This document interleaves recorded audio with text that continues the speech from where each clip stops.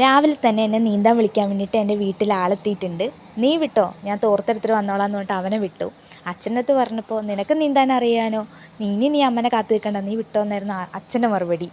എനിക്കിന്ന് എറണാകുളത്ത് പോകണമായിരുന്നു. അപ്പോൾ ഞാൻ വിചാരിച്ചു വേഗം 2 റൗണ്ട് നീന്തിയിട്ട്, അധികം പേരൊന്നും വന്നിട്ടില്ല, നീന്തിയിട്ട് വേഗം ചെല്ലാമെന്ന് വിചാരിച്ചിരിക്കുമ്പോഴേക്കും അമ്മ വന്നു. അമ്മ പറഞ്ഞു പണ്ട് ഒരുപാട് നീന്തിയിട്ടുണ്ട്, കുളത്തിലൊക്കെ വന്നിട്ട് പിള്ളേരോടൊക്കെ നീന്തൊക്കെ ആയിരുന്നു പറഞ്ഞു. അപ്പോൾ ഞാൻ പറഞ്ഞു ഇപ്പം നീന്തിക്കോ, ഞങ്ങളെല്ലാവരും ഇവിടെ ഉണ്ടല്ലോ, ഇപ്പം നല്ലൊരു അവസരം നീന്താൻ പറഞ്ഞപ്പോൾ അമ്മ ആദ്യം ഒന്ന് മടിച്ചു.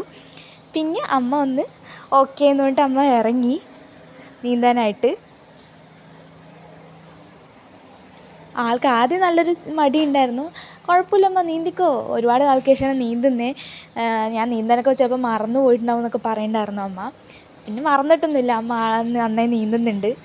പണ്ട് എന്നെ അലക്കാൻ വേണ്ടിയിട്ട് കുളത്തിൽ കൊണ്ടുപോകുമ്പോൾ അമ്മ അങ്ങനെ ചെറുതായിട്ട് നീന്തുന്നതൊക്കെ കണ്ടിട്ട് പ്രായത്തിൽ. പിന്നെ അങ്ങനെ അമ്മ നീന്തുന്നത് കണ്ടിട്ടില്ല. എന്നാൽ ശരി കയറിക്കോ തോർത്ത് കൊടുത്തപ്പോൾ വേണ്ടാന്ന് പറഞ്ഞിട്ട് പിന്നെ അമ്മ ഓക്കെ ആയി. മദ്രസ കഴിഞ്ഞ് വന്ന കുട്ടിക്ക് എനിക്ക് നീന്താൻ അറിയാമെന്ന് പറഞ്ഞിട്ട് വല്യമ്മ എന്നാൽ നീന്തി കാണിച്ചാന്ന് പറഞ്ഞപ്പോൾ അവനെ കാണിച്ചു കൊടുക്കുകയാണ്.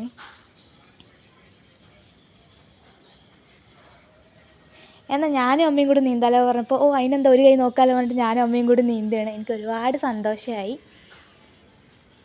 നല്ല ഹാപ്പി മൊമെൻ്റ് ആയിരുന്നു ഞാനും അമ്മയും കൂടി നീന്തുന്നത്. അമ്മ ആദ്യം എന്നെ കുളത്തിൻ്റെ തിട്ടിലിരുത്തിയിട്ട് അമ്മ ചെറുതായിട്ട് നീന്തി കാണിച്ചു തരികയായിരുന്നു. ഇപ്പം ഞാനും അമ്മയും കൂടി ഒരുമിച്ച് നീന്തുന്നു. ഒരുപാട് സന്തോഷമായി.